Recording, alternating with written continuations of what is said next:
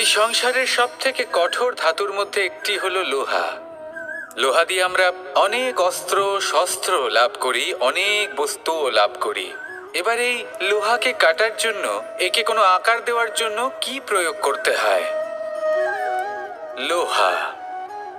এবার এই কথাটা আমরা সকলেই জানি যে লোহার দ্বারাই লোহাকে কাটতে হয়। এবার এই কথা আমি আপনাকে কেন বলছি?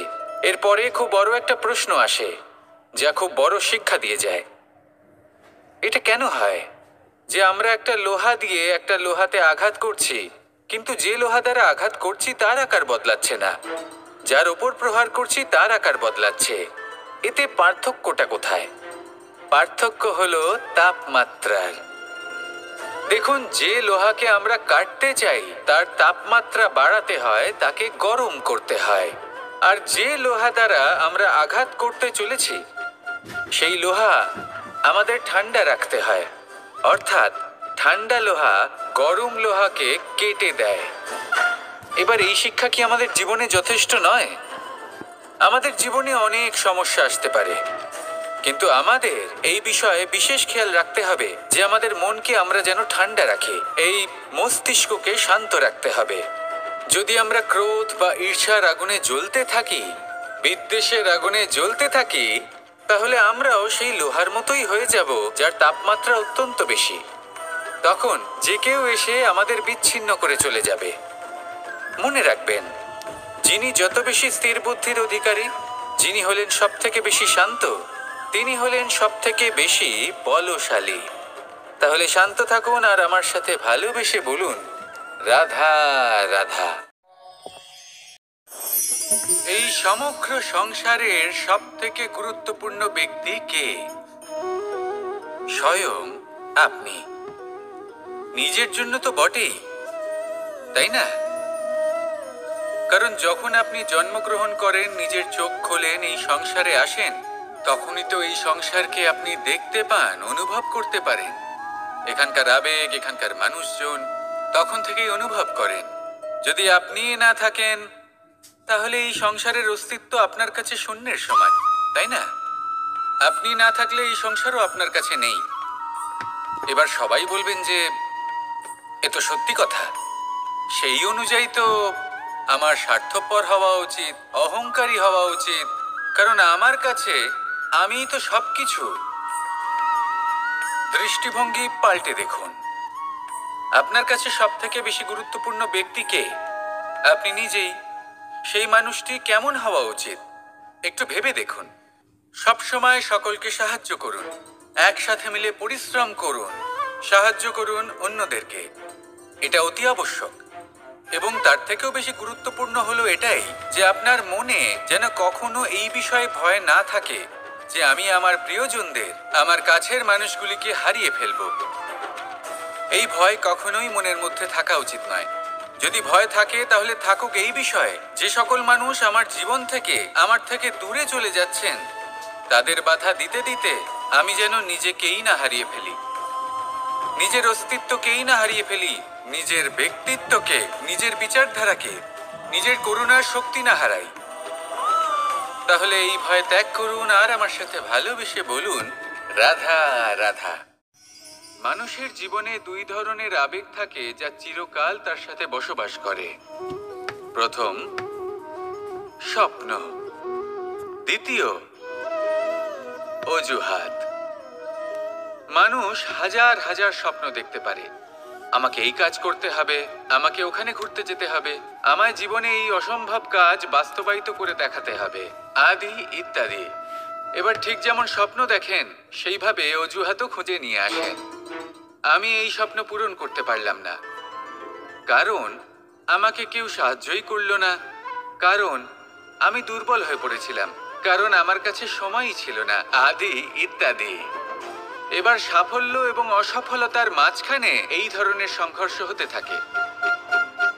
সাফল্য তখন লাভ করা সম্ভব যখন আপনার স্বপ্ন আপনার অজুহাতের থেকে অনেক বড় হয়, আর অসফলতা তখন পাবেন যখন আপনার অজুহাত আপনার স্বপ্নের থেকে অনেক বড় হয়। আপনি যদি সাফল্য লাভ করতে চান, তাহলে চেষ্টা করতে থাকুন, পরিশ্রম করুন। যদি অসফল হন তাহলে ভয়ভীত হওয়ার কোনো প্রয়োজন নেই। নিজের ভুল বুঝুন, তাকে শুধরে নিন, আবার চেষ্টা করুন। কিন্তু যদি নিজের জীবনে অজুহাত নিয়ে আসেন, তখন স্বপ্ন কখনো পূরণ হবে না। আসুন আমার সাথে ভালোবেসে বলুন, রাধা রাধা। এমন কিছু রয়েছে মানুষের মনে, তাদের জীবনে, এমন এক আবেগ যা সর্বজন বিদিত, যা সবাই জানেন যে উপস্থিত আছে। সেটাকে আমরা সমস্যা বলে থাকি। এমনিতে আমরা সকলেই জানি যে এমন কোনো গৃহ নেই যেখানে মৃত্যুর ছায়া পড়েনি, এমন কোনো বৃক্ষ নেই যার দ্বারা ওষুধ তৈরি সম্ভব নয়, এমন কোনো অন্ন নেই যা সময়ের সাথে বিষ বা অমৃতে পরিণত হতে পারে। এবার এই সমস্যাগুলি কোনো ব্যক্তির জন্য সমস্যা হতে পারে, কিন্তু নিজে থেকে এরা কোনো সমস্যাই নয়। এরা আসে আমাদের সাহায্য করতে, আমাদের কিছু শেখাতে। আপনি নিজেই দেখুন, পর্বতের শিখর থেকে কোনো এক পাখি পড়ে গিয়ে নিজের প্রাণ ত্যাগ করলো। সেটা কখন সম্ভব? যখন সেই পাখি ওড়ার চেষ্টাই করে না। তখন যখন কোনো ব্যক্তি জলে পড়ে যান এবং ডুবে গিয়ে নিজের প্রাণ হারান, এর সম্ভাবনা কখন বেশি থাকে? যখন সেই ব্যক্তি সাঁতার কাটার চেষ্টাই করেন না। তখন এই সমস্যা প্রত্যেকের জীবনে থাকবেই, কিন্তু এটা মনে রাখা প্রয়োজনীয় যে কোনো সমস্যা পরিস্থিতির কারণে সমস্যা হয়ে ওঠে না। এই পরিস্থিতি যখন আমাদের সামনে আসে, আমাদের তা কঠিন মনে হয়। আমরা নতমস্তক হয়ে পড়ি, ভয়ভীত হয়ে পড়ি, তার সম্মুখীন হতে পারি না। তখন তা সমস্যার রূপ নেয়। দৃঢ় হয়ে দাঁড়িয়ে থাকুন সাহসের সাথে, এই পরিস্থিতিগুলির সম্মুখীন হন। দেখবেন সমস্যা কখন সাফল্যে পরিণত হবে আপনি জানতেই পারবেন না। আসুন আমার সাথে ভালোবেসে বলুন, রাধা রাধা। দীপাবলি আমাদের সবথেকে বড় উৎসব। শ্রীরাম রাবণকে পরাস্ত করে 14 বছরের বনবাস কাটিয়ে আবার অযোধ্যায় ফিরে এলেন অমাবস্যার রাত্রে। অযোধ্যায় সবাই খুব প্রসন্ন ছিলেন, খুবই উৎসাহিত ছিলেন। অযোধ্যায় সহস্র প্রদীপ প্রজ্বলিত করা হয়েছিল এই উৎসবে। একে আমরা দীপাবলি বলে থাকি। এবার এই বিষয়ে আমরা সকলে জানি। আপনি কি এটা জানেন যে শ্রীরাম বাস্তবে অমাবস্যার এক রাত আগেই অযোধ্যায় পৌঁছে গেছিলেন? সবার সামনে অমাবস্যার রাতে এসেছিলেন।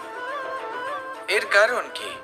শ্রীরাম প্রমাণ করতে চেয়েছিলেন যে যে কোনো সময়, দিন হোক বা রাত, শুভ বা অশুভ হয় না। শুভ অশুভ কিছু থাকলে তা হলো মানুষের চিন্তা, তার ভাবনা, তার নির্বাচন আর তার কর্ম। নিজেই দেখে নিন, শ্রীরাম শুভ কাজ করে ফিরেছিলেন এবং অমাবস্যার মতো গভীর এক রাত্রিকেও দীপাবলিতে পরিবর্তিত করেছিলেন। এমনটাই যদি আমরা করতে পারি, তাহলে এমন কোনো গৃহে যান যেখানে অসহায় ব্যক্তি রয়েছেন, যা অন্ধকারাচ্ছন্ন, আর সেখানে প্রকাশ প্রজ্বলিত করুন। প্রকাশ সহায়তার, প্রেরণার, আশার। যদি এমন কিছু আমরা করতে পারি, তাহলে তাকে প্রকৃত অর্থে দীপাবলি বলা যেতে পারে। তাহলে নিজের পরিবারের সাথে দীপাবলি পালন করুন। আপনাদের শুভেচ্ছা জানাই। আসুন আর আমার সাথে ভালোবেসে বলুন, রাধা রাধা।